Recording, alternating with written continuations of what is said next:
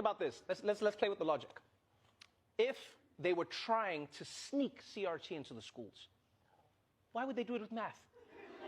Math textbooks would be the worst place to do it. Because who remembers anything they learned in math, huh?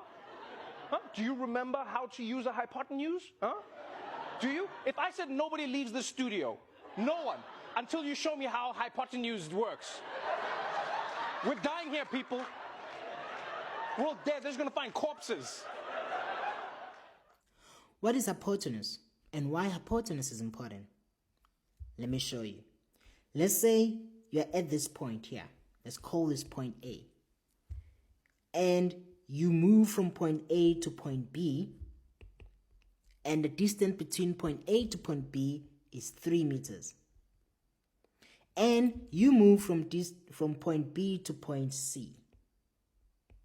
And the distance to move from point B to point C is 4 meters.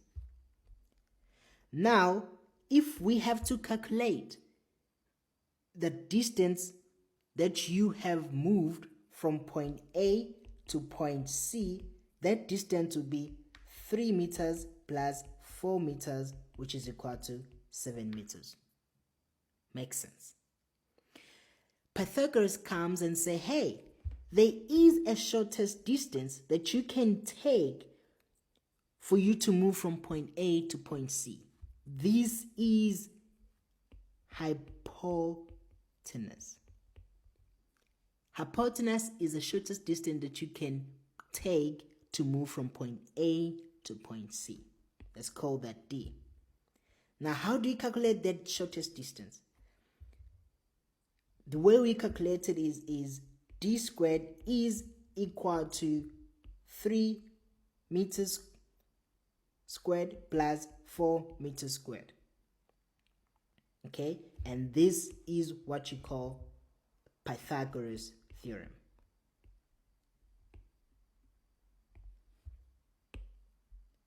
Now from here, we can now find 3 squared, 9, 4 squared, 16, 9 plus 16, 25. Therefore, D is square root of 25. Square root of 25 is 5. So, D is 5. So, the shortest distance that you can travel from point A to point C is D, and that is 5 meters.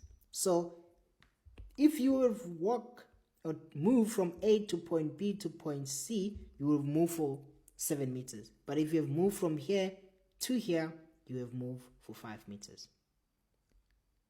And you can apply this in your life. You can apply your hypotenuse in your life and always ask yourself this question: what is the shortest distance that I can take to move from point A to point C?